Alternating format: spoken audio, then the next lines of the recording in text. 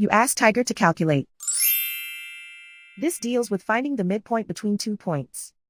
The midpoint between the 2 points is 2.5, -2. Let's solve it step by step. Plot the 2 points and calculate the midpoint using the formula. The coordinates of point 1 are x1 equals 0, y1 equals -5. The coordinates of point 2 are x2 equals 5, y2 equals 1. PM represents the midpoint of the 2 points.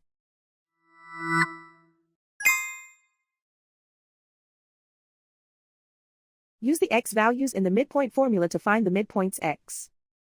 x1 equals 0.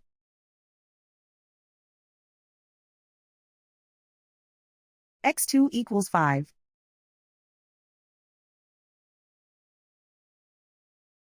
Simplify the arithmetic.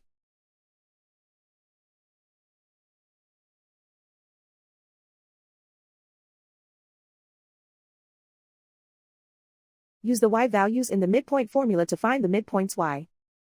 y1 equals -5.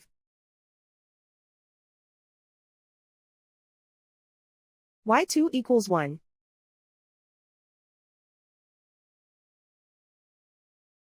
Simplify the arithmetic.